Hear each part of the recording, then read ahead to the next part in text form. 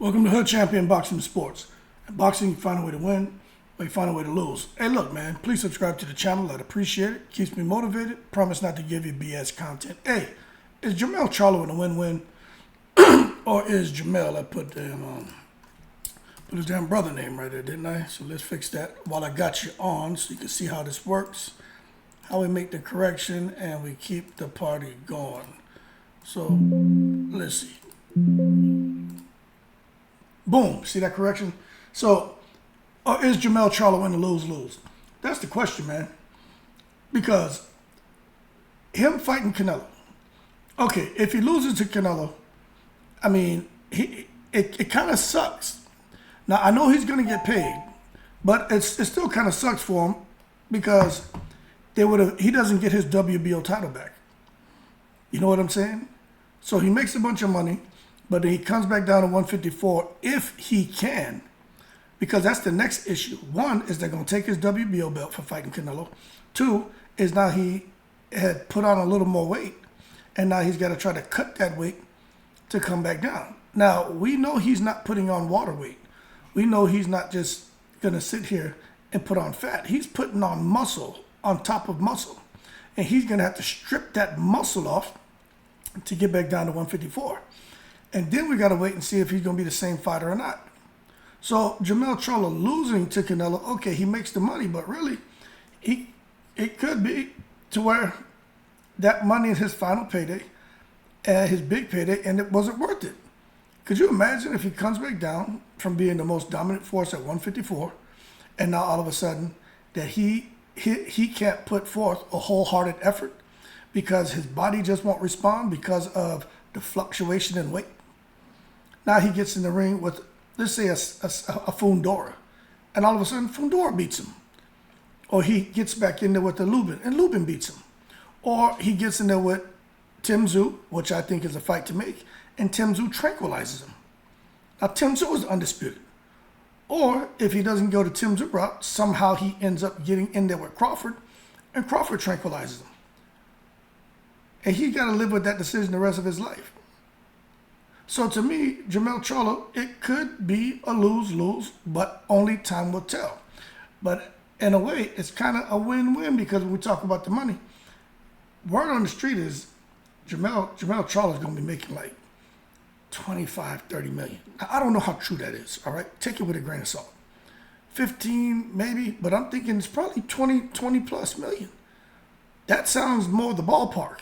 You're going to have a guy go up undisputed and bubble up, right, to fight Canelo Alvarez.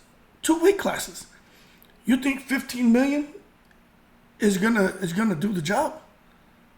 Nah, man. They gotta pay him. And I don't care what anyone says. I really think they got to pay him big money. Big money. You know what I'm saying? So we gotta wait and see exactly how that plays out. But check this out. If he beats Canelo, sorry, I was checking the text message. If he beats Canelo, oh boy, he's out of here in a whole nother stratosphere. Financially, popularity-wise, career-wise, personally, everything. Jermell Charlo is the man.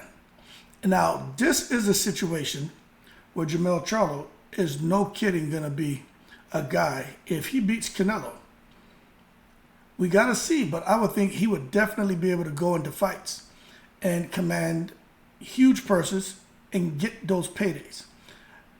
Terrence Crawford has done what Jermell Charlo is looking to do right now, right? He's done it, but, and some people are going to have an issue with this. Who has Crawford done it against, right? He did it against Earl Spence. But no one's giving, and this is what's unfair about it now. They're not really giving Crawford the credit for that win. So yeah, Crawford became 2-time undisputed in 2 different weight divisions, but they're saying, for the most part, every person Crawford fought, there was a kind of a black mark on that person, like a dark cloud hovering over that name. Even the Earl Spence win. So Crawford doesn't get credit. So as a result, Crawford can't go out here, although he thinks he can, go out here and command huge paydays from here on out. He can't do that because people aren't really giving him the credit that he deserves. So as far as him and his brand, it's grown, his platform, it's expanded. But as far as his financial demands and financial expectations, I think it's just all a dream. I don't think he's going to get where he wants to be financially. Now, Jermell Charlo beating Canelo, now that's a little bit different. Canelo has proven himself in multiple weight divisions. He's beaten people with different styles of fighting.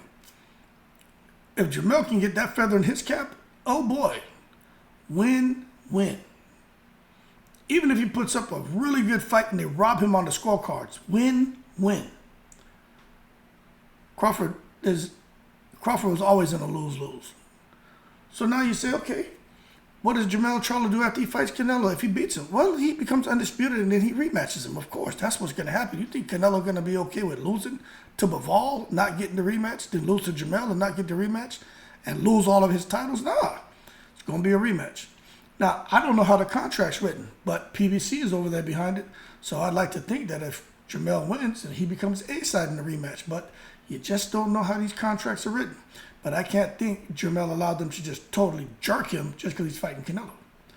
Now, for those of you who didn't know, Jermell Charlo is still a betting underdog, okay? And Canelo's the favorite. He's a superstar. He's undisputed at 168. Jermell has nothing on the line except just his record. If he loses, he still goes back to 154, where he's unified. He's no longer undisputed because he loses the WBO title. But I'm telling you right now, Charlo feels that he's where he belongs. And he's got work to do, and he feels Canelo just another job where he needs to do it, and that's going to ensure he gets his stamp as one of the greats. And he's absolutely right. Now, can he take those belts from Canelo? Once. I don't know. We have to find out. Can he defend them against Canelo? I don't know. We got to find out. But after he gets through Canelo, who a lot of us feel has slowed, what does he do with those belts? Who's he going to go fight? Demetrius Andrade, David Benavidez, David Morrell? Who is he going to fight at 168?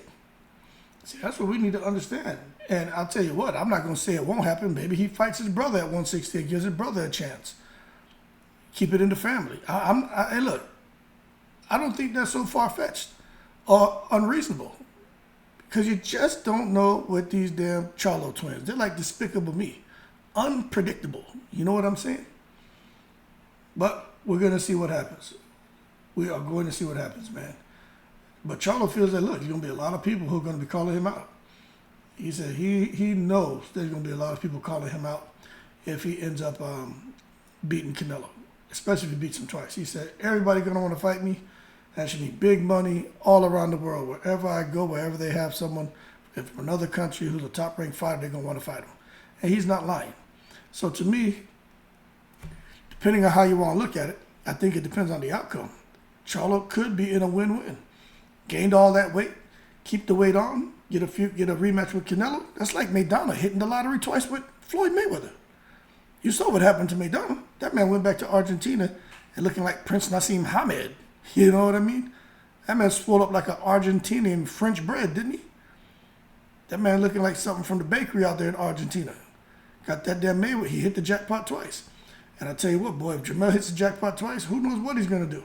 But losing that title, gaining that weight, it may be a win-win, because after that, whether he loses the rematch or whatever happens, man, that man is in the breeze. Do you understand?